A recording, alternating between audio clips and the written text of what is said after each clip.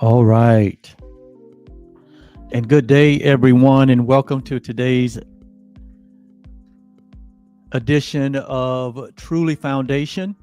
And of course, in Miracles with your host, Oliver Blue. And I am so delighted that the day has come, this moment has come, that we get together around this grand happening, this grand journey that we have embarked on for over an entire year. So we're entered into month 14. It's the 14th consecutive month that we have been sharing these workbook lessons specifically for the purpose of helping all of us to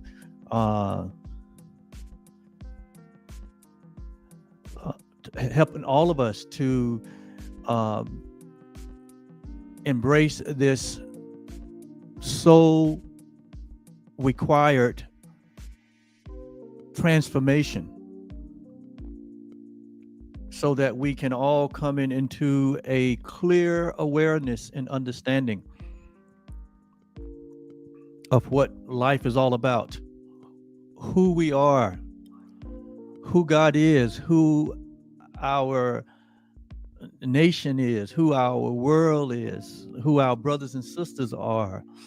I mean, this journey is about all of the most important questions, getting clarity, getting some insight on what is it all about and what am I to do with it. We live in a world that seemingly is in chaos and confusion. We have learned through our study here with these workbook lessons that's coming from a really high advanced point of view, a high advanced awareness and consciousness that it has caused a lot of us to be startled, a lot of us to be challenged, a lot of our thinking to be startled and challenged, a lot of our interpretation, a lot of our perceptions to be examined.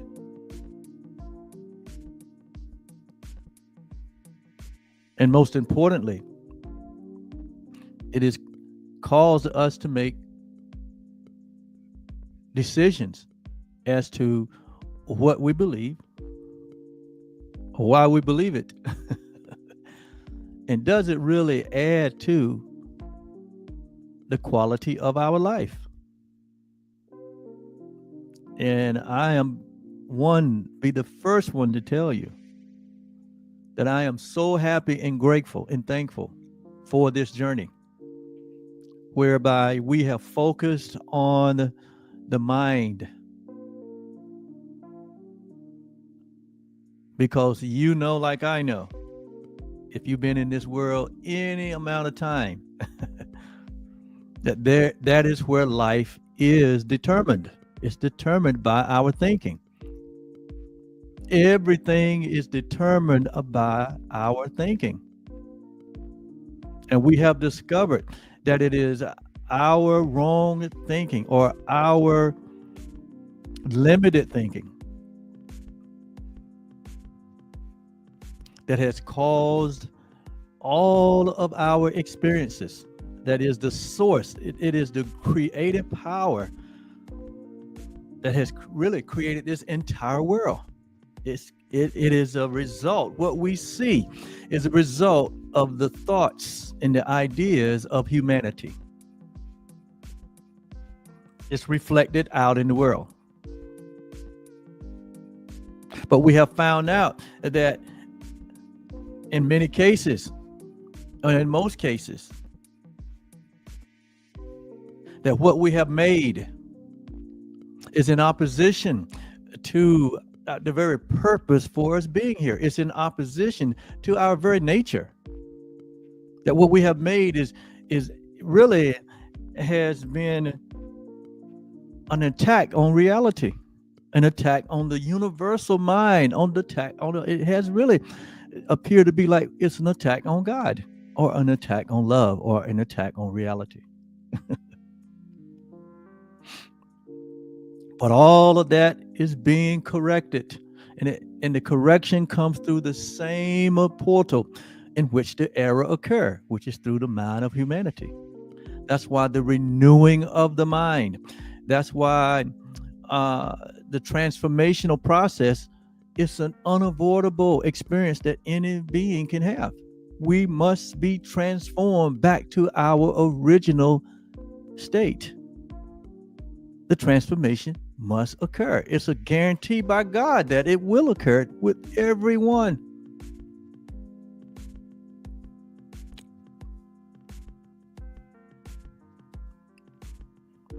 Maybe not in the lifetime that we're currently in. We may have to live another. I don't know. But what I do know is that which is guaranteed by God, the purposes of God shall prevail. There's no way about it. There's no two ways about it. That which God has purposed from the very beginning, from ancients of days, it will prevail. Regardless of what it looks like, regardless of what it sounds like. The sights and the sounds of this world are getting louder and louder. Why? Because they are on their way out. They're on their way being brought to the truth and conformed and reformed back to the original purpose. So there's no need to worry. There's no need to be anxious. There's no need to fear. The plan of God is being unfolded perfectly. And here we are in 2023, and it's our time. It's our moment. It's our day. What are we choosing? What are we choosing? Which plan are we following? Which ideas are we supporting? Is it according to the will of God? Do we know what the will of God is? And what we have found out in this journey through the workbook lessons of A Course in Miracles, that ultimately the purpose of God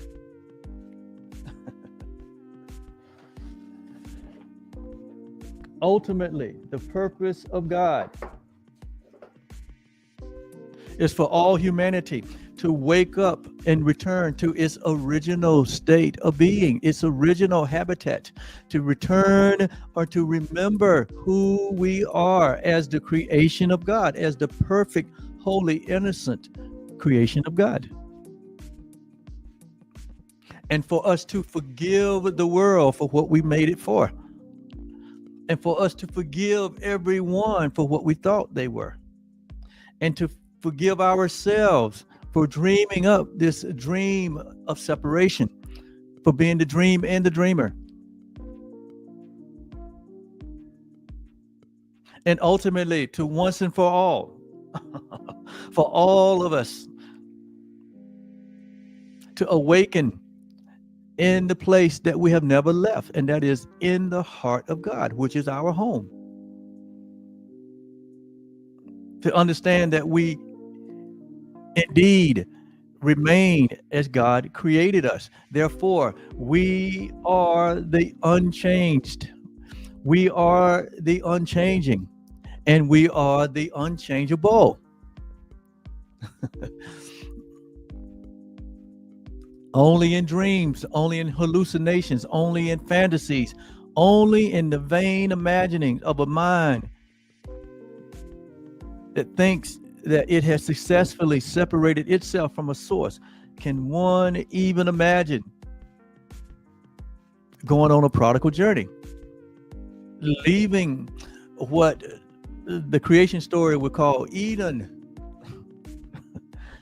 leaving heaven, leaving our reality, leaving our wholeness, our completeness. How insane it would be for one to leave everything in search of nothing. And that is kind of the story of humanity. We left everything in search of nothing. But the turning point in the story is when humanity comes to himself, like the prodigal son, and say, I'm going back home. This is a waste of time. This has been a waste of my energy, and it's been a waste of my resources. It's been a waste of my peace. It's been a waste of the clarity, the understanding, and the awareness and the consciousness. I'm going back home.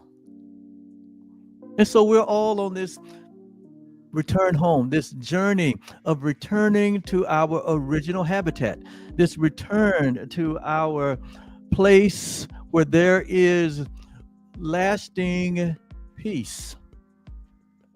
Because this is what we all desire: lasting, undisturbed peace,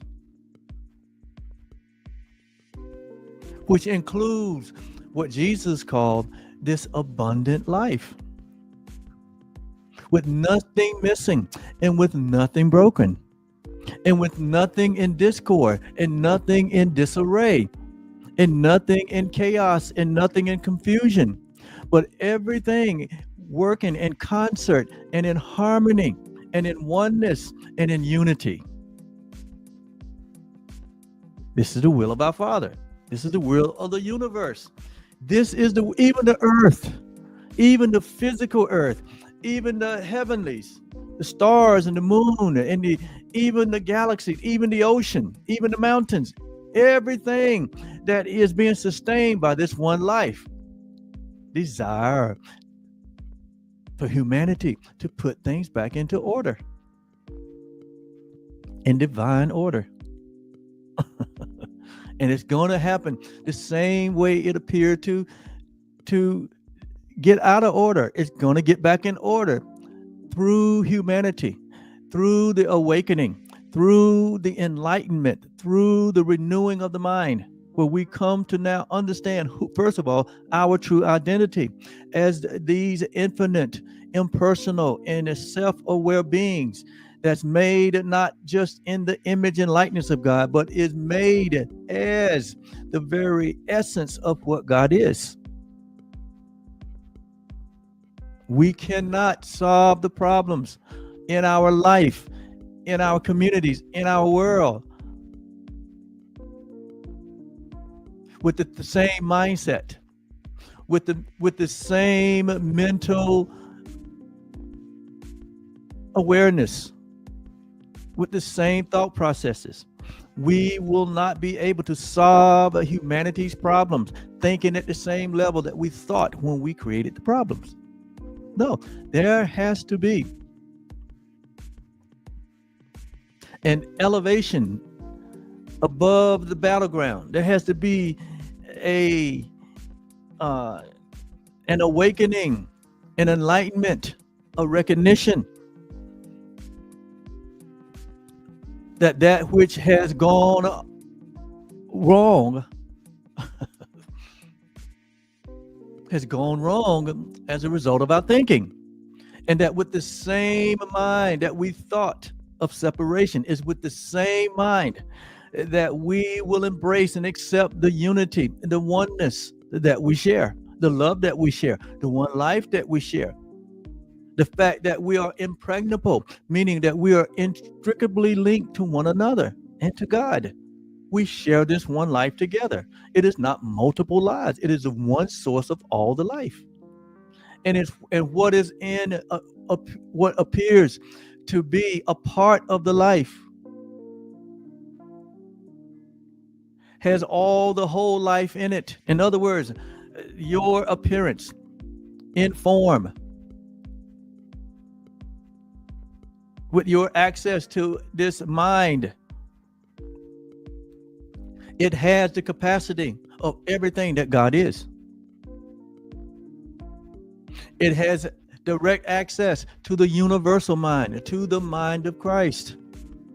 where there's shared oneness, where there's equality, where there's love only, where there's one interest, it's shared interest.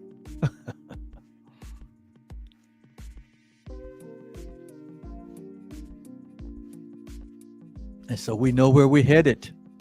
And it's a guaranteed. God has guaranteed that surely I have blessed him. Surely I have created the one thing that I love above all else. And that is the I am. And we are all part of that I am. That we are. That above even himself, he loves that which he has extended, because what he has extended, or what love has extended, is itself. So how sweet it is to be loved by love. How sweet can it be to be loved by love? And so this is another day that we look into another workbook lesson out of A Course in Miracles. Workbook lesson 306.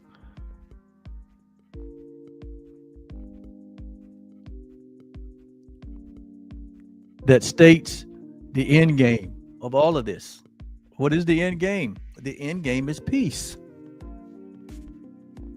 The end game is peace for all of us. If I took a survey of all the 8 billion people on the planet and asked them, give me the top 3 things that you would love to experience in your life on a daily basis. In 80% of those cases, peace would be one of those items. Peace means clarity of mind. It means peace means having an awareness of our oneness with each other and with our Creator. Peace is knowing that the universe is for us and not against us. Peace include the mere fact that we have eternal life, that we're these infinite selves that we share with the one self. Peace has to do with life more abundantly. Peace has to do with these bodies being healthy, serviceable instruments that are grand servants.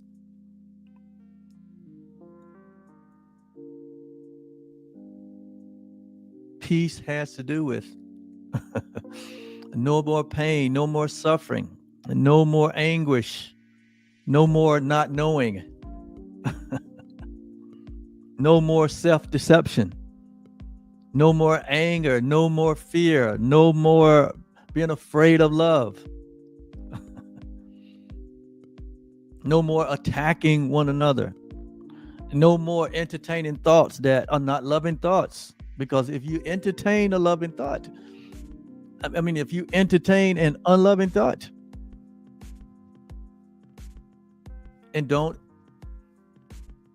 examine it as such, you will manifest that thought. You will find yourself projecting that idea onto yourself. Because when you project it on others, you are projecting it on yourself, because there's only one of us. We have to understand this. Otherwise, we will continue to recycle our own unhappiness. We will continue to recycle our own habits that no longer serve us. And this is only an acknowledgement that we have become afraid of love.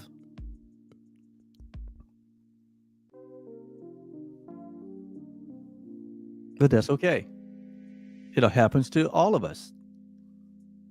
And that is why it is so vital that we do our mind work and our heart work every day, in every moment of the day.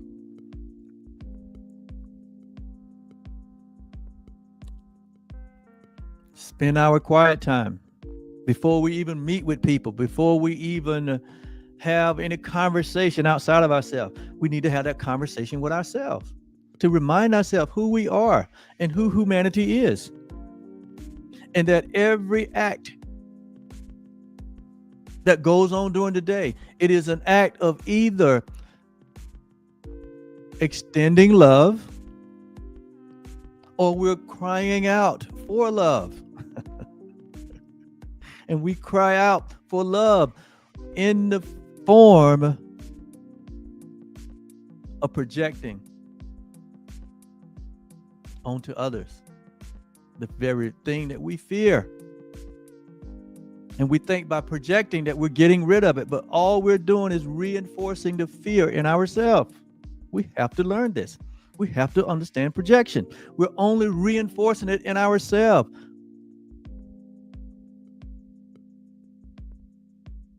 We can only project how we see ourselves. And we think we see that this is what we're seeing in others, but we're really seeing it in ourselves. And we think the way to get rid of it is to project it out.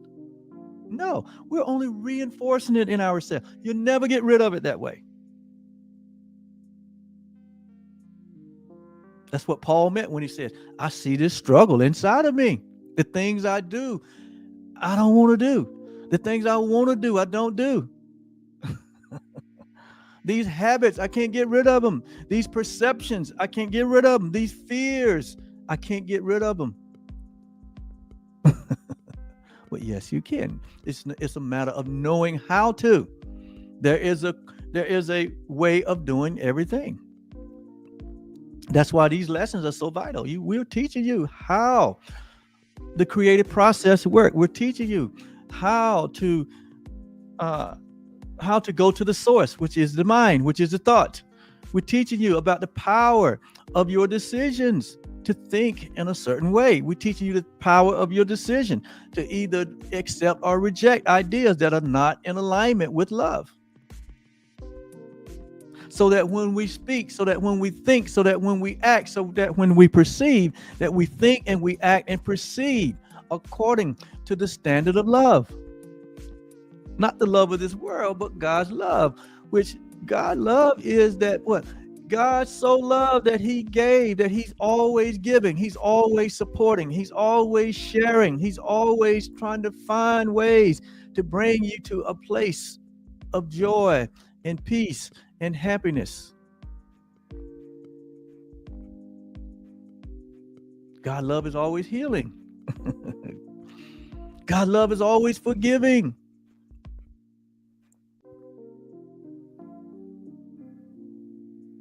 And so these lessons have saved my life.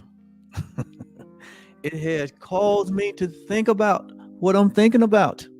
It has caused me to watch every word that is spoken out of my mouth. These lessons has caused me to sit quietly and to contemplate what is real and what is not. These lessons have caused me and others, I know there's others, to listen.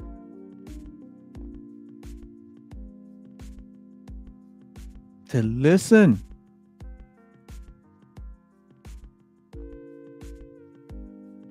And to judge not.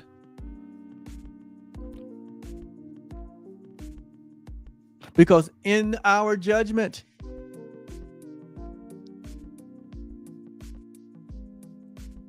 that judgment is measured back to us. And so I judge all things according to love. I judge all things according to the reality that all of us are the creation of God, that all of us are brothers, all of us are sisters, all of us are the one family.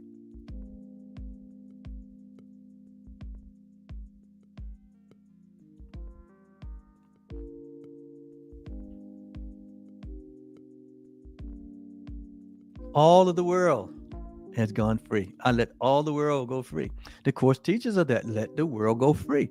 When we hold on to an expectation of this world that it cannot deliver, we're holding ourselves in hostage. We're holding the world in hostage. The world is neutral.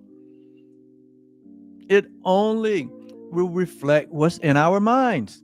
So the world to us is a mirror of what's in our mind. So if we don't like what we see in others or in ourselves or in the world, then it is a reflection that we don't like what we see in our mind. And we have to go to the source to change what we see.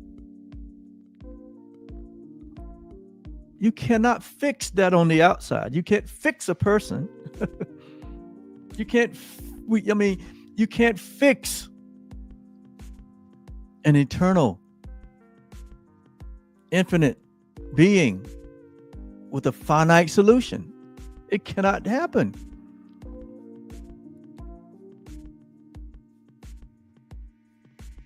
But what you can do is create from within the thing that you want to see without. And that's what you project out. So if you want love and peace and joy and fulfillment and abundance and happiness and great relationships, whatever it is you want, a great career, a great opportunity to display your talent, it doesn't matter, whatever you want, you build it from the inside out. It's called blueprinting. It's called using your imagination and your intuition. It's called using your creative powers to design a life that you would love. And you design it by renewing the mind, not by going out into the world and demanding and taking it, but you create it first of all in your mind. Because whatever you create in your mind and hold in your mind, you will hold it in your hands. And so we are holding a lot of things in our hands that we have created in our mind that we don't like. We have created so much that we don't like, but we created it. But the good news is, with the same thought process, with the same source of thinking, we can use our thoughts now to create something that we would love. But it comes on the heel of the renewing of the mind.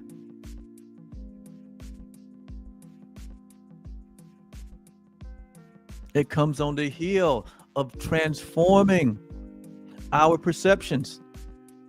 It comes on the heel of embracing a way of seeing that is not the way of the world, but a way of seeing that is of the mind of God. We call it the mind of Christ. We call it Christ's vision in this study. Christ's vision is merely an acknowledgement that our point of view is the point of view from oneness and not from a multiplicity or separation or division. But it's from a point of view that we all are one, and we all have this self-image, and we all have this self-interest, this interest that we all share.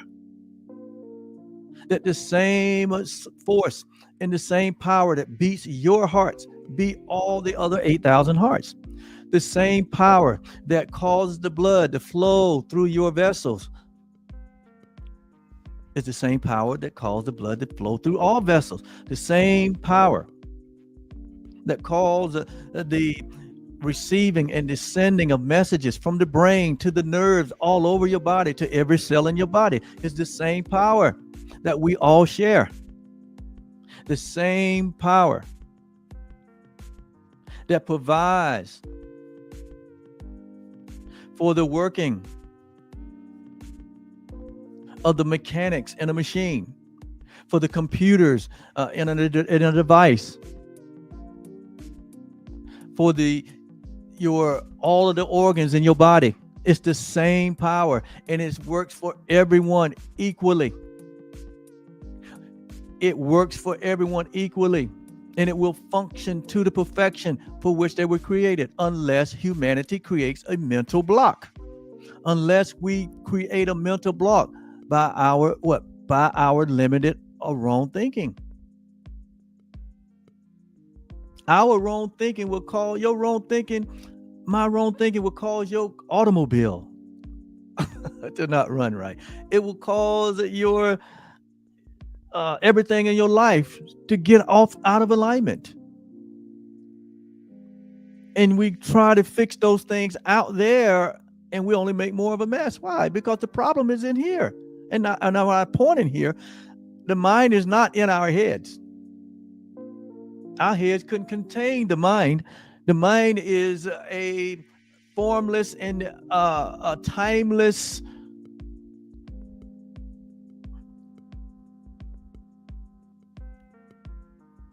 agent that activate our access to the physical as well as to the invisible. The mind cannot be put in a box. The mind is not something that you can see on an x-ray. You can see the brain on an x-ray, but you can't see the mind. You can see your ear or your toe, but you cannot see the mind. Why? Because the mind is timeless. The mind is formless. It is spirit. And because you are spirit, you are what? You are aware of this mind that is working in you or through you. And this mind that appears to be independent and separate and individuated, this mind is in connection with the universal mind, or the mind of God. And it is through that connection that we are receiving daily, moment by moment, downloads. It puts us on the same frequency as God. We can hear God and God's messages and we can fellowship with God's very nature, because we are of the same nature. Through that mind that appears to be an extension of the universal mind. Your individual self is an extension of the one universal mind. Just like the sun rays and the sunbeams that extend from the sun, and they appear to be separate from the sun, appear to be momentarily. But as you continue to look, what you notice is that all of the sunbeams and the sun rays, they retract back into the sun. And everything in each one of those individual rays is everything that's in the sun. That's what Jesus meant when he said, all power has been given unto me in heaven and in earth.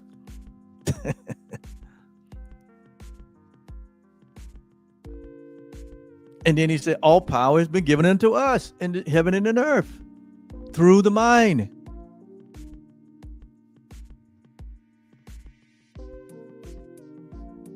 Paul said it this way: it is God. It is the universal mind. It is the source of all life that is at work within us to will and to do of what? Its good pleasure. That's what he's talking about.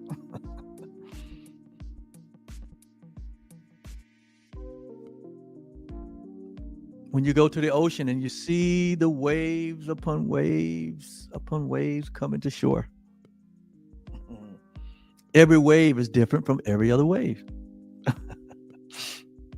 And each wave appears to be separate from every other wave and separate from the depth of the ocean, temporarily. Only to know that eventually every drop, every wave, every drop of water, it will eventually ascend where? Back into the depth of the ocean. But everything, all the qualities that's in the depth of the ocean, those qualities, those values, that equality is in every wave.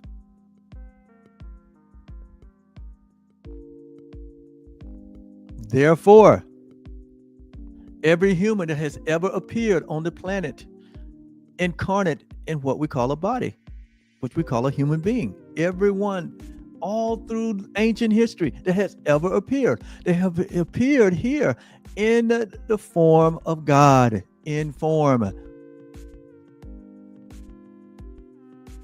And you've noticed bodily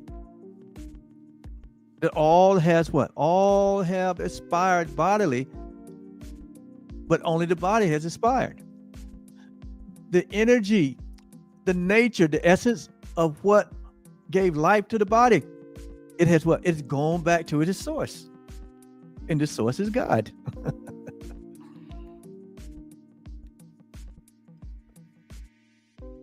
And so we come here, it's like we come here to try to make permanent these individuated selves, these individuated experiences with our individuated histories, to say, look at me.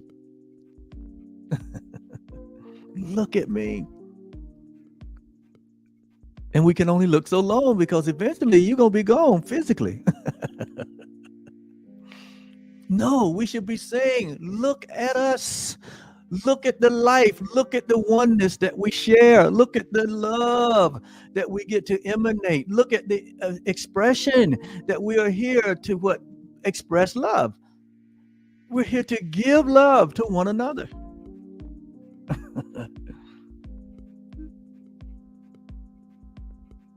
That's the will of God. To forgive one another, to love one another, to support one another, to see all of us as equal, as one, to be able to look past the labels, to the appearances of gender and nationality and religion and politics, to be able to look past all the appearances and all the labels that the world would put on you. That you're for this team or that team, or you're for this entertainer or that, scientist, or, all of these things. And we end up dividing in all of these different categories. And where is the peace? And we wonder, what happened to the peace? The peace is in our thinking, that we're divided and separate. The peace is in our actions, where we see other people and other things as either superior or inferior to us.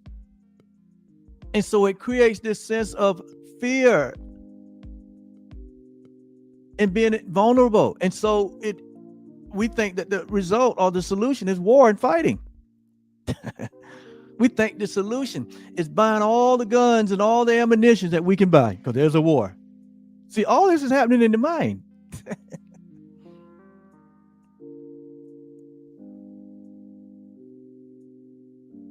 And then it becomes a society of kill or be killed. And that's what you see that's happening out there, where this generation has no idea of the value of life. So they will take a life, but don't be even thinking about it. Not knowing that they're taking their own life. Because to take a life is to expose your mind to a dark place, to expose your innocence to a jailhouse of guilt, to hate someone, to hold a grievance against someone, to withhold your love for someone, or to deny someone to love you. It's all the same thing. It all puts us in a place of darkness, a place of fear and anxiety.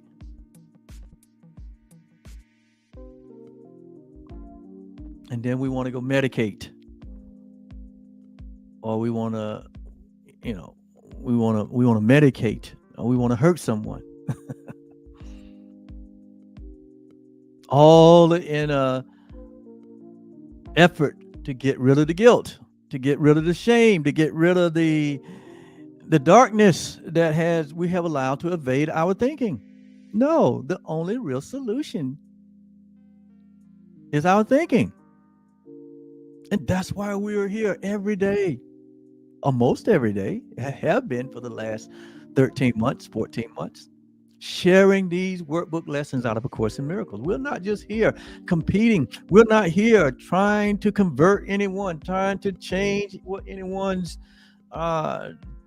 decisions. We're here, like Jesus said, to be the light of the world. To be the light. We're here for healing and wholeness.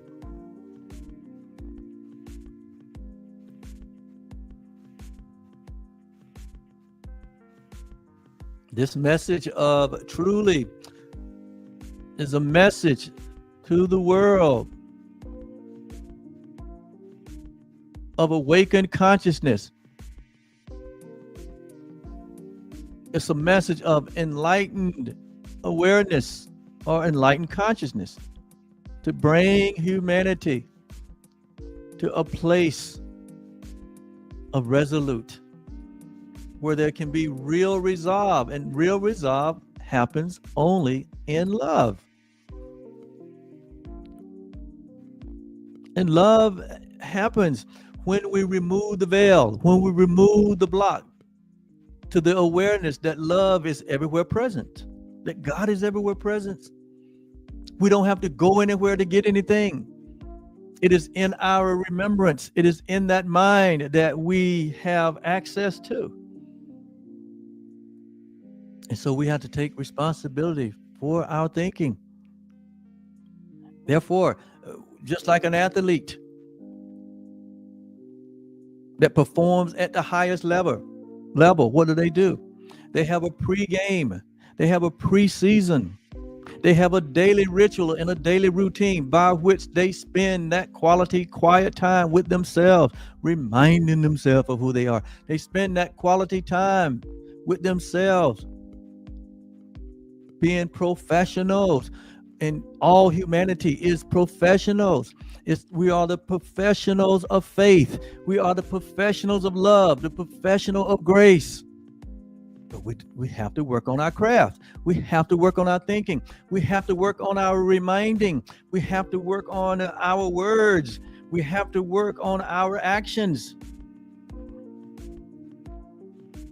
And as we practice day in and day out, thinking in alignment with reality,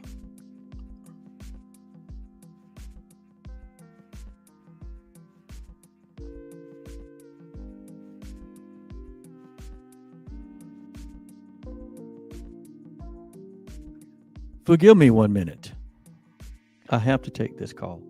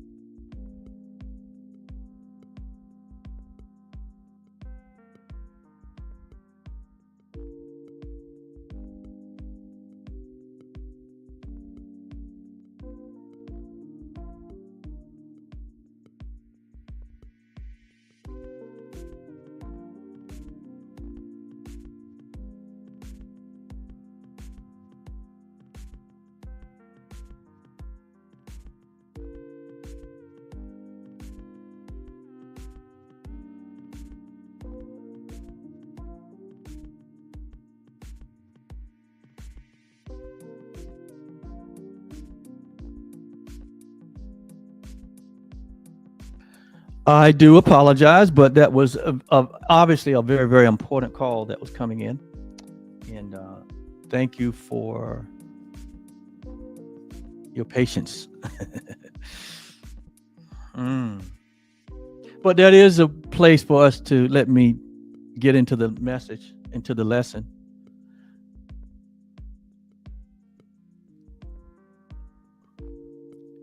So the message for the lesson for today, or the thought for today, or the idea for today is there is a peace that Christ bestows on all of us. And not that he bestows it. Bestows mean continuously bestow, but that word bestows mean that it's almost like it's a crowning. This peace that all of us desire. What is being said here in this lesson is that this peace is always, every day, every moment present for our abiding. But we ask the question, why is there not sustained peace in my life? That's a great question. It would have to be that there is a block between the peace that is present and our awareness of it. And so we have to remove the block. That's what transformation is. Transformation is simply removing the blocks to what is real and what is not. And so what's blocking us is what's not real. In many cases, and what's at the root of most blocks in our life is our belief in this false self that we have made. It's our belief in that we are these separate selves, these separate beings with separate purposes, with a separate interest. That we're separated, by these ideas of race and gender and nationality, and religion and politics and arts and science and every arena in life. In the world that we live in, the world will place you in some description. It will place you under some category. And then with each category, each division that you've been placed under, or with whichever label that is given to you, and you believe in those things are the blocks. Those are the things that become the block to the fact that peace is always constantly being bestowed upon all of us. But we can't experience it because we have allowed the block. We have allowed the veil to cover. We have allowed our wrong thinking to obscure the peace. Even in a lot of our religious communities, a lot of things that we traditionally hold to that are not correct. They don't serve us. They're not in alignment with love. We hold on to those things just because they're part of our religious journey, or our doctrine, or our religious teachings that has been handed down from generation to generations. You know how to say this old time religion. It didn't serve them then, and it's not going to serve us today. It only becomes a block to our awareness that peace is being bestowed in every instant, in every moment. So it's our thinking again. It really gets back to the thinking. We think, we've been conditioned, we've been trained, we've been automated. We've created these habits and these false ideas and this limited thinking. We've created all of these blocks to the awareness of our true identity, to the awareness that love is always present, to the awareness that peace is being bestowed on us in every moment. It is humanity's thinking that is a block to the awareness that peace is here, that you are the peace. Peace is not outside of us. And so because we put the blocks up, then we go outside of us to try to find peace in relationships, peace in careers, peace in our skills, peace in our intellectual property, peace in an event or an activity. We try to find peace anywhere we can find it. And we have these momentary experience, not knowing that the peace that we're looking for is who we are. It's in our nature. And when we align our thinking to our nature, when we align our perceptions to our reality, to the oneness that we share, to the infinite self-aware impersonal beings that we are. When the mind is aligned, when the soul prospers, as the writer says in the New Testament. May we prosper and be in health, even as our soul prosper. There is no soul prosperity. There is no peace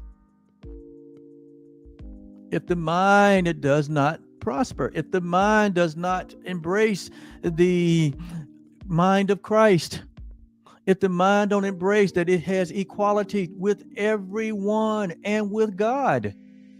Without that mindset, we can only create disharmony. We can't sustain fellowship. We can't sustain peace. We can't sustain health. We can't sustain prosperity. We can't sustain anything when there is a mind that is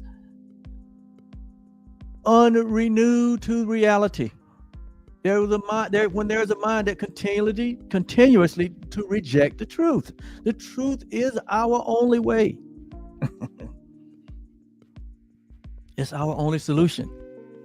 And Jesus came in his last incarnation.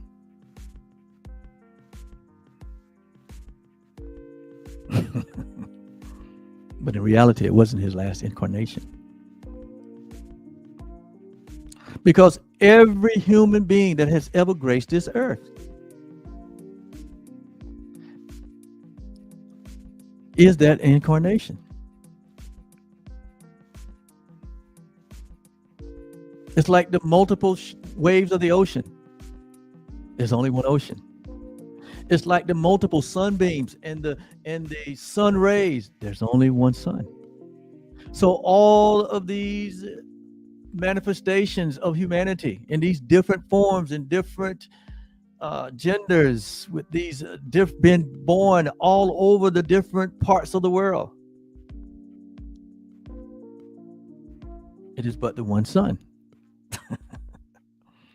It's but the one sun. All of us are but the one sun.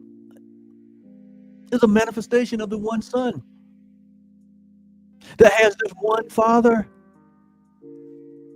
And when you really think about it, it's not the manifestation of the Son, but it's the manifestation of the Father.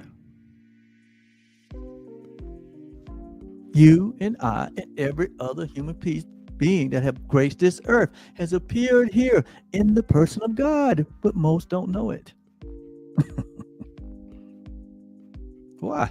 Because we pull down all these veils and blocks to the awareness of that reality. We reject it. They rejected Jesus's messages of our oneness. He gave example after example, metaphor after metaphor, parable after parable to try to teach us. And then he finally just says, ye are gods. Have you not read? He finally just said it. Ye are gods.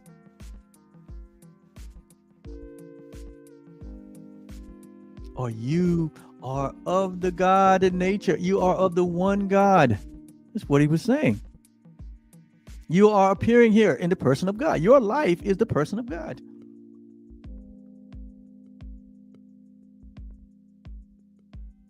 But because we've been so trained by this world, that we've been so trained by the religious community, that can't be so. There was only one. Jesus is the only one. And he came here to tell you, I'm not the only one. Then Paul picked up on it and said what? God has reconciled everyone back unto himself through what? Through Christ. And we still won't believe it. No, we like to hang on to this inferiority complex that we're inferior. We're just sinners. We're just, we're just human beings. We're not perfect. You hear it all the time. We're not this. We're not that. No, in reality, we're what God said we are. And in reality, We're not these physical bodies that tread the earth. In reality, we are the timeless and formless beings that are perfect, that are complete, that are infinite, that are eternal, that is love. That's who we are. And we can get in touch with that through the mind. Grace and peace, like Paul said, is multiplied through the knowledge, through the knowing. We can have an intimate knowing with our true nature, just like you are the Son of Man, and you know what the nature is of a man. You know that, or a woman. You know that. You experience that. But because, and that's only a temporary experience. But in your permanent self, you are spirit. In your permanent self, you are infinite. In your permanent self, you are timeless and formless. In your permanent self, you are God. And you can know that nature. But if you allow just your natural birth to pervade your thinking, to pervade you and limit your experience of yourself, you already know, I already know, that we would think that we're just mere men or mere women. And there's no happiness. There's no lasting happiness in that, because that is the Son of Man is a birth experience and a death experience. But in your true self, there is neither birth nor death. There's only life. You are eternal. And we can get in touch with that now. That's what the call has been. The call is going out to everyone to know thyself. Truly Foundation is just a means by which the call is a reminder to everyone to know the real you that loves you. So this peace that our oneness bestows upon us is everywhere present. Peace is everywhere. Peace is everywhere. And when you embrace this peace that is everywhere present, 1,000 can fall at your side, 10,000 at your right hand, but what? It shall not what? It shall not disturb you. They could be bombing and warring. They could be killing and shooting. They could, all kinds of crazy, chaotic things could be happening. But it shall not disturb you. Why? Because you know all that is the ego ideas of life running its course, running out of time. You wonder why it seems to be getting worse? Because it's running out of time. It's running out of time. There is a place, there is a spot, there is a time appointed that all of this will be folded up like a blanket. And time will be no more as we has been experienced. But all of that chaos and all of that foolishness and all of those illusions will have been brought to the truth. Would have been brought to the light and consumed by the light. And so as we go out as the light of the world, you're going to encounter people that are crying out for love. You're going to encounter people that are fearful of love. You're going to encounter people that can't get out of their own way, that can't seem to change their habits that are self-destructive. You're going to encounter that. And in that encounter, because of your presence, because of what you stand for, because of the power that is working within you to willing to do of the one purpose of God,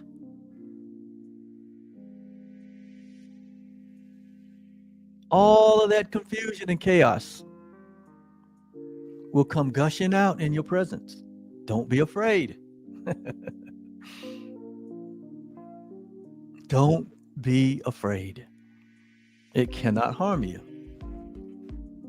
It is the healing power. It is the promise of God being made manifest, that all things will be what reconciled back into the one thing. It is God's promise that all humanity will be saved from their wrong thinking. So be not surprised when it happens. You are a part of the salvation, plan of God. You have made a decision to take your place among the saviors of the world and not remain in hell and not hold your brother in hell when you walk in his light. So be not afraid. It's okay. You are a healer. You are a miracle worker. When you walk in this reality, when your mind is renewed to this level, you're going to have all kind of crazy things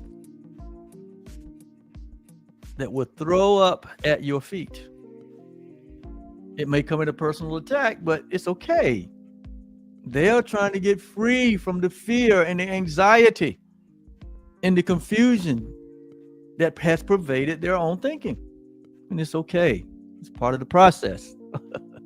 I accept my role as an ambassador for the kingdom of God, and that's part of it. And we're to love only. We're to always love only. And it is through our forgiveness that this power exudes unhindered in our presence. Just look at the life of Jesus. That's what he encountered. He went out among the people. And just because of the power that was in his life, the power of his thinking, it was the power of his thinking. There was no special power. It was the power of his thinking, which was the truth, that caused all of the unusual things to happen. I call them unusual things that caused all the miracles to happen. People were healed. People were made whole. People were set free just by the presence, because his presence was a reminder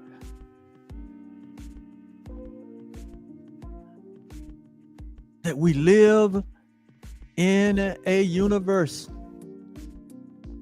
where God is love, and the universe is filled with love, and only the purposes of God shall prevail.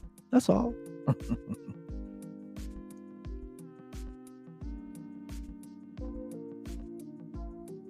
And so, this peace that we're talking about, who uses but this vision that I just talked about? Who uses this vision? Who has this kind of vision? We call it Christ's vision. It says, who uses but Christ's vision finds a peace so deep and so quiet. See, when we use our mind, which you call the mind of Christ, it says that we will find this peace that is deep and quiet, undisturbable, regardless of what's happening around us. It says, and wholly changeless. It doesn't fluctuate, it doesn't vacillate, but it's changeless. That the world contains no counterpart for this peace. You cannot find this kind of peace in the world. You can't find this kind of peace in relationships. You can't find this kind of peace in the acquisition of things. You can't find this kind of peace in the honor that comes from men. You can only find this peace, the peace that passes all understanding, and the honor that comes from God only. And guess what? God has honored all of us with this honor. God has crowned all humanity with glory and honor. And we've covered it up.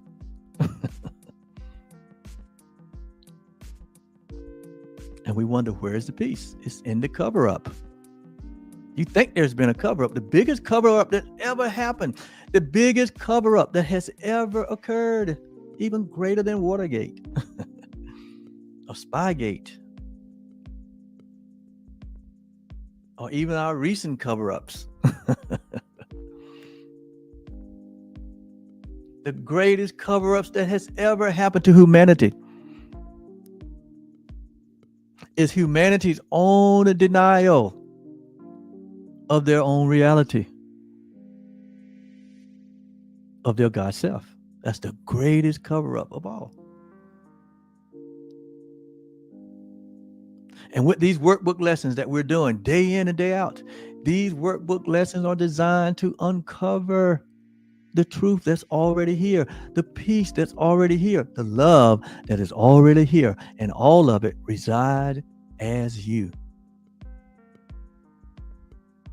You don't have to go outside of yourself. It's not outside of yourself. It only resides in you. It's a part of your essence and nature that we have substituted for the human nature, which is in opposition to your essence, your true self. And the renewing of the mind is the process whereby we understand who and what our true nature is, which is the God self, the God nature, which is love. And we begin to live from that point of love. And the human nature begins to what? It begins to yield to the love that we are. And only become an instrument to what? Share love. That's what the life, that's what the body becomes. The hand and the feet, the eyes. When Jesus said, I need your hand, I need your feet, I need your eyes. To what? Share love. That's what the body is for.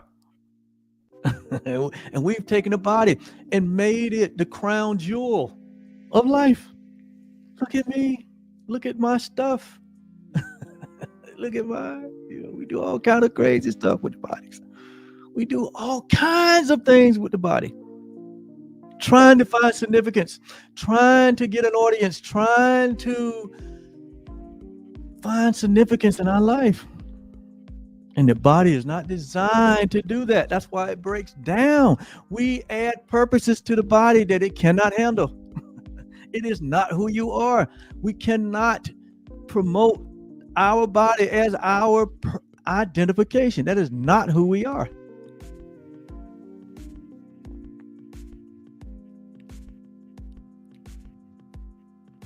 We're not bodies. We are aware of a body that we're expressing our love through, but we are not that. Just like the car downstairs in my garage. That car is not me. Just like the clothes in the closet. That's not who I am. But when I get in them, they come alive. When I get in the car, when I get in the clothes in the car come alive. I am not an event or an activity or a sensation. I am not what man has defined or categorized me as. I'm not black. I'm not white. I'm not an American. I'm not all these labels. Those are just signposts, but that's not who I am. That's not who you are. And when you try to be those things, which are just temporary, which are just illusionary ideas, no wonder we feel so depressed. No wonder we are saying that we're in a mental crisis, because humanity has forgotten who they are. And the real solution is to come to know the real you that loves you. That's why we're here. I know, I've been there. I've been in the dungeon. I've been at where my mind was so dark because I was believing in the labels. I was believing what I was told. I was such in a dark place. So I know I am touched with the infirmities of a person that's walking in darkness. I'm touched with the infirmities of one that is not quite sure who they are. I know I was there. And that's what drives my purpose. That's what makes me just want to just take everyone and pull them to the side and say, hey, look, let me tell you who you are, man. A woman You're not going to find peace in this. You're not going to be happy about this. Maybe for a moment, but you'll be right back at another thing, and then another, and then another, and then another. And all our life, we're just chasing after nothing. We're chasing after the things that Jesus said, once you discover who you are, he said, they'll be added unto you. When you like to live that life. But he says, seek ye first what? The kingdom. What is the kingdom? Your true identity. In fact, he said the kingdom of God is you. See? He says, seek that first. That should be our priority every day, in every moment of the day. And when we walk in that awareness, we will attract to us the things that we think we need or we think we require. They will be added unto us.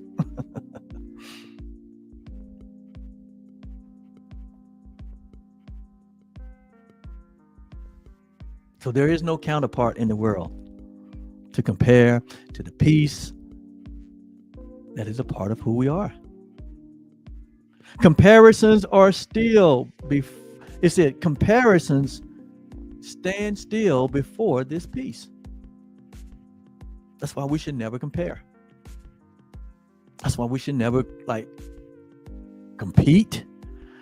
What we call competition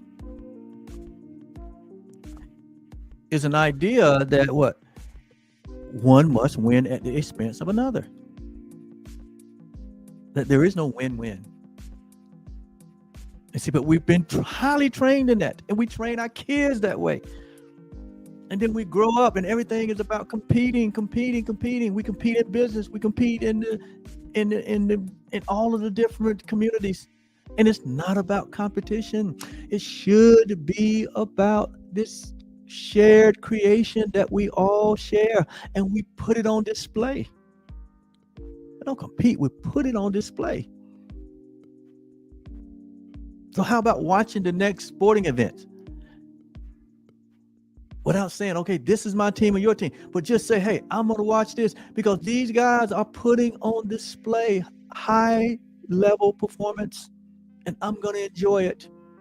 Yeah, there's someone going to, in the system of scoring, come up as the one that displayed that which needs to be acknowledged. It's nothing wrong with that. I'm not saying that. I'm not saying there should not be winners in sporting events, but there's never a loser. But you know what that does to the psyche? Do you know what that does to the self? There's a better way of approaching this. There's a better way. There is a better way that leads to peace and happiness and joy and fulfillment for all of us. Instead of 3% of the people controlling 97% of the resources in the world. You see what that has gotten us? It never was designed to be that way. But it's that way because of our thinking.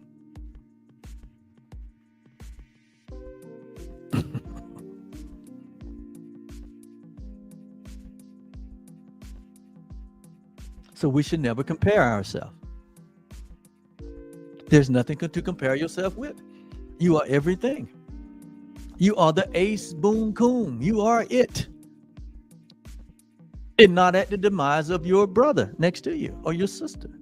They're it too. We all can be it together. And we all are it together. And all the world departs in silence as this peace envelops it and gently carries it to truth. No more to be the home of fear. That's where the world's going. That's where you're going. To no longer be the home of fear, but the place of fear has become a present love. When you wake up, when you are enlightened, when you are born again, when you recognize the truth. That place, that life that you were living, that was full of sin consciousness, guilt, and fear, it becomes an oasis of love. The very same place. What happened? A change of mind.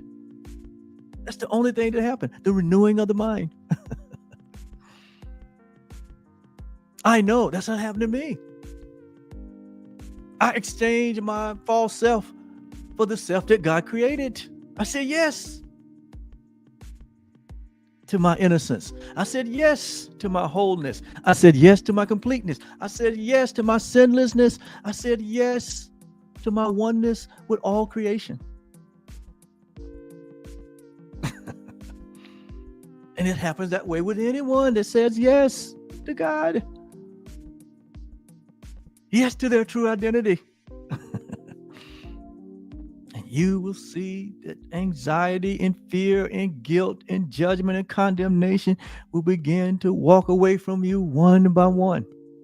Walk away from your thinking. Walk away from your self-image. Walk away from your personage. And you will begin to stand in the person of God, teaching only love, because love is who we are. For love has come. See? Y'all think I be making this stuff up. For love has come. When you show up in your true identity, love has come. When you show up in the knowledge and the awareness that you are the Christ, that you are the Holy One of God, then love has come. When you show up as the healed, as the whole, as the complete, as the timeless and formless, and as the infinite self that God created, you will show up to be a healer to the nations, a healer to the world, by giving it Christ's peace. By giving it Christ's peace. Why? Because you realize that what? The peace is everywhere. And your very presence demands that the peace that is there to be revealed. And before it's revealed in your presence, if there is something that is out of kilter, out of alignment in your presence, it has to be laid on the altar of peace. And so people will come and be in your presence and act all kind of ways, because your presence is offering them a peace offering. And they can't accept it as long as they're holding on to grievances, holding on to thoughts and ideas that are antithetical to their reality. They have to cough it up. They have to give it up. So don't be afraid when people act in a certain way towards you, when you're coming to offer peace and want only peace for them. Be not afraid, but let the transformation occur by your loving, forgiving, patience, forgiveness. Like Jesus said, Father, I forgive them, for they know not what they're doing. They think they're getting rid of the guilt. They think they're getting rid of the anxiety and the fear, but they're only reinforcing it. Forgive them, Father. In other words, they will have another chance. They will have another opportunity. All of us get more chances and more opportunities to handle things differently, because they'll come right back around, and we're going to see how we're going to handle it this time. Are we going to project the fear? Or are we going to say yes to the love? The choice is ours. And it'll keep coming. It'll keep coming. It'll keep coming until we learn the lessons. We all have to learn the same lessons. None of us are exempt. Jesus had to learn the lesson that forgiveness is the way. Well, how do we think we're going to get through here without learning the lesson that forgiveness is the way? Jesus had to learn the lesson that all there is love. How we think we're going to get through life without learning that what all there is love. Jesus had to learn the lesson that the Father of love loves him so much that he don't have to worry about anything. God had him. How do you think we're going to get through this world without learning the lesson that there is one source that sustains all of us and that he's got us? We all have to learn the same lessons. Nobody is exempt. There's no specialness here. Quit running after stars and famous and fame and people. You are as famous as the next person in the sense that you have everything.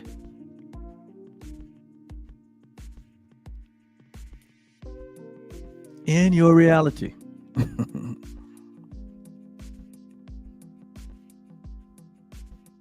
So, Father,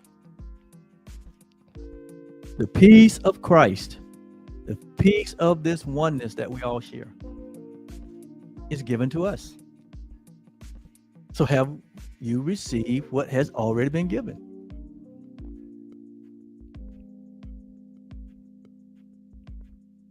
Have you received it? You have to receive the atonement or the at-one-ment for yourself first.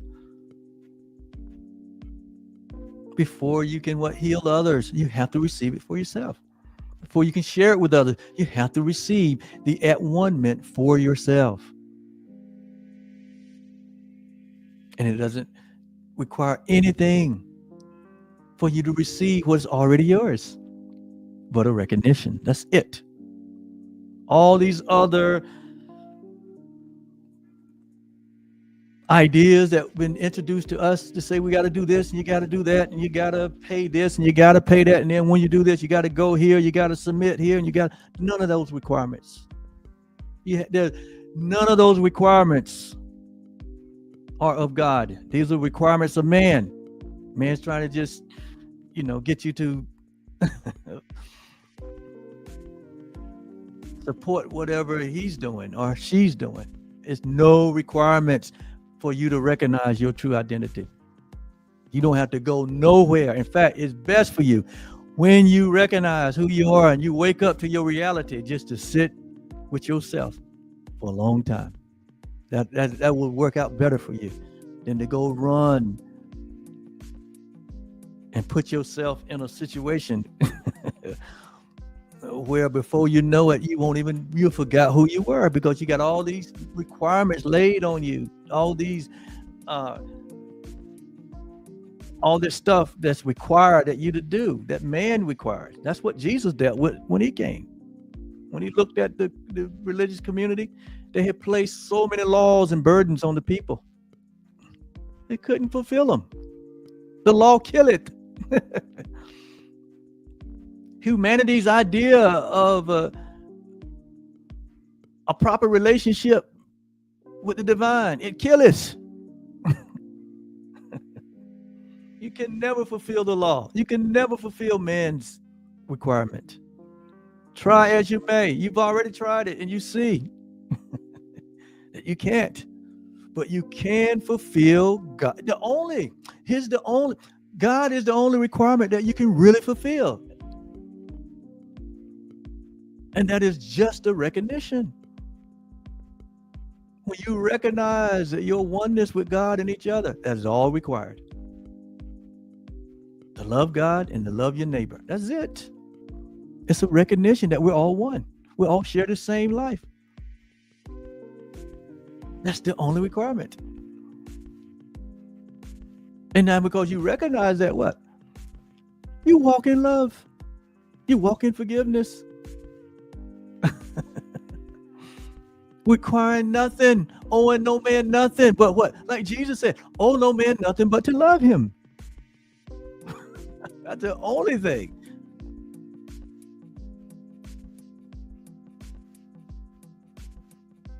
That's the only really requirement. Because out of your love and out of their love for you, there would be such a great circulation of support, a great circulation of a showering of this love that we share without any requirements. It has become what we live in from our nature. When you live in love, you live from your nature. So you don't have to worry about hurting anyone, or you don't have to worry about being hurt. Why? Because love can't be hurt. And love can't hurt any other thing. Love is love. Love. It gives. Love seeks to give life and give it more abundantly. Imagine having a relationship like that. Imagine having a household like that, a home like that. Imagine having a community like that. Imagine going to a place of worship like that. Imagine having a government that operates from a place of love. Imagine having a world that is filled with love. Just imagine. It's here. It is here. And so, Father, the peace of Christ is given to us because it is your will that we be what? Saved from this misidentification, that we be saved from ourselves, that we'll be saved from self-deception. We'll be saved from the rejection of our true identity, that we would be saved from living a life, a hellish life of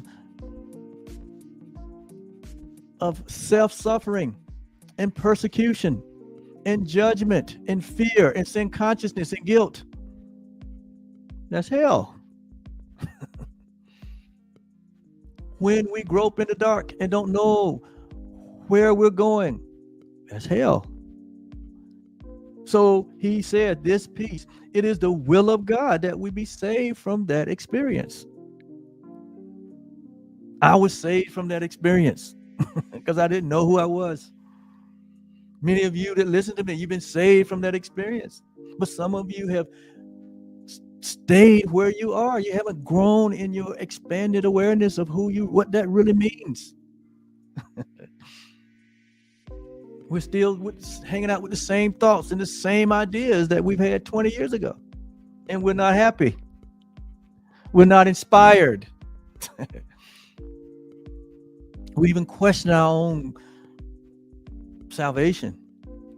We question God. We question everything. Why? Because where's the peace? Where's the love? Where's the prosperity? Where's the creation? Where's the joy and the peace? It's right there as you. It's just that you and I and all humanity needs to be informed of who we really are. It is in the knowing of the self that we experience the peace and the love and the joy. It is in the knowing of your God self that you and God are the same. But I know we say that's a big pill to swallow, Oliver. You mean God and I are equal? The writers in Philippians, that's what he says. He said, let this mind be in you that was also in the man Christ Jesus, who been in the form of God when he was in a body. Notice what he said. He said he was in the form of God. And he thought it not robbery to be equal with God. Why? Because he realized that he and God are one. This is the level of thinking that has to be. This is the level of thinking where the peace is. This is the level of thinking where the sustaining love is. There is nothing between you and anyone or you and God but what we have placed there as a substitute. We have to remove it. So the awakening, the enlightenment, being born again is more about what? The undoing than it is about doing. Undoing what we did. Undoing the way we thought. And isn't it good that we get to have the power to do that? We don't have to go anywhere. We don't have to pay for it. We can do it ourselves. When we realize ourselves, I was mistaken. I was in error. And you do it yourself. Yes, no one can stop you. You could be in prison. You could be in the White House. You could be in war. You could be in bed. It don't matter. When you realize who you are, when you come to yourself like the prodigal son, that is the beginning of a new awakening. That is the beginning of seeing through the mind of Christ. And so, help us today, but to accept your gift and judge it not. Do not judge your reality. Do not judge your innocence. Do not judge your holiness. Do not judge your infinity, your eternity. Do not judge what your life really is, but just embrace it. Accept this reality. Accept your oneness. Accept your perfection. Accept your divinity. Accept the unlimitedness of your being, the truth of your essence. Accept it. Don't judge it. Don't say, nah, this can't be. Say, nah, you just trying to fool me. No, I will never, ever, ever be a part of fooling anyone. I was fooled myself for years. And I know how that feels. No, I'm going to only speak the truth in love. I'm going to only say what reality is. And this is the reality as I know it now. And every day it continues to expand because we are part of something that is endless. See, there's no finality to you. There's no finality to me. There's no finality to God. This is an ever increasing, ever expanding, borderless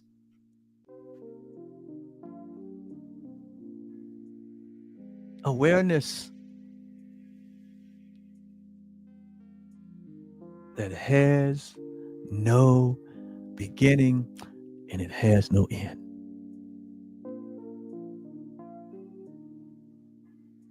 And so, do not judge your reality, for it has come to everyone to save everyone from our judgment on ourselves. You know what the final judgment is, which is the next section we're going to be getting into? After the next 5 lessons, the next section is going to be 10 lessons on what is the final judgment. And we're going to set the record straight there, just like we're setting the record straight here under this section called the second coming. We've already determined that you and I, we are that second coming. So we're not looking in the future for something to happen. There is no future. There is no past. There's only the now. And so it has come. The light has come, and you are it. I am it. Everyone is it. One light, one love, one life, one being, one self that we all share. And it has saved us from the judgments of ourselves. And when you judge yourself in righteousness, when you judge yourself according to righteous judgment, that is the last judgment. That is the last judgment. There's nothing to judge you. You are God. How are you going to judge yourself, God? Are you going to condemn yourself? Are you going to condemn yourself? Are you going to reject yourself? How will you judge yourself? How are you seeing yourself? When God walked in the Garden of Eden and asked Adam, Adam, where are you? In other words, God was saying, Adam, judge yourself. Adam said, I was afraid. And I hid myself. That's the wrong judgment. That's the wrong judgment. No. You know what the correct judgment is? And I'm going to close on this because I know this has been lengthy. It needs to be lengthy. You know how long humanity has been in suffering? So my hour and a half messages is nothing to compare to how long we've been in suffering. So I don't get taken away. Some people say sometimes, man, your messages are long. I say, how long have you been in your situation? They say, a long time. It's nothing compared to an hour and a half, right? Hey, look, listen, I know some people that stay up all night watching horror movies all night. They call it binging.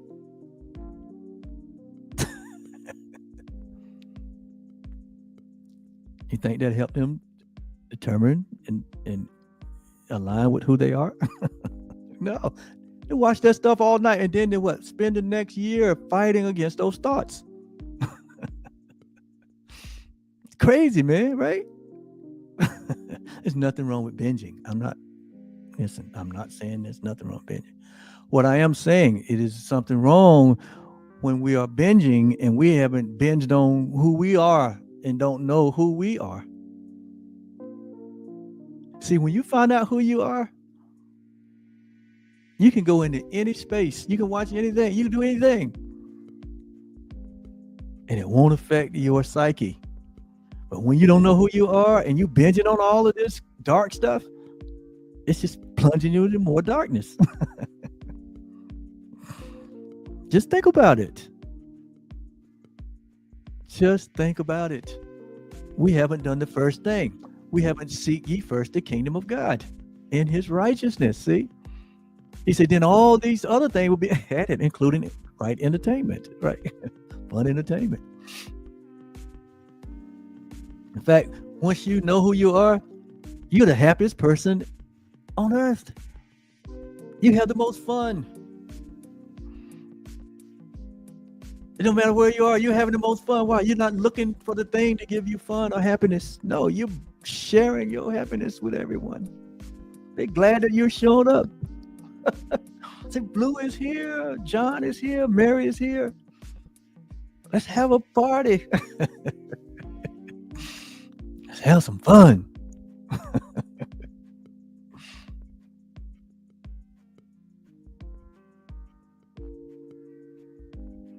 Let's have some fun.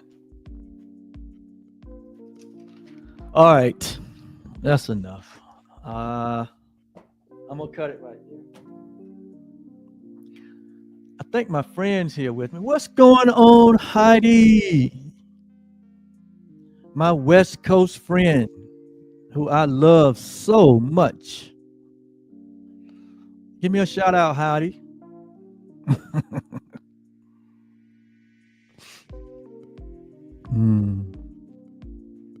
Heidi may have left. But anyway, she know I love her. I love all of you. I can't help myself. You can't help yourself.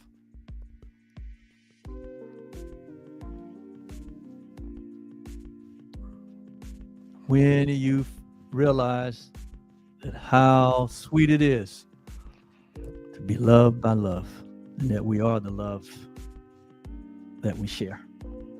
All right, until tomorrow, have a great, peaceful. Remember, peace is everywhere. Go and share your peace with the world today, and we'll see you back on tomorrow. Bye-bye.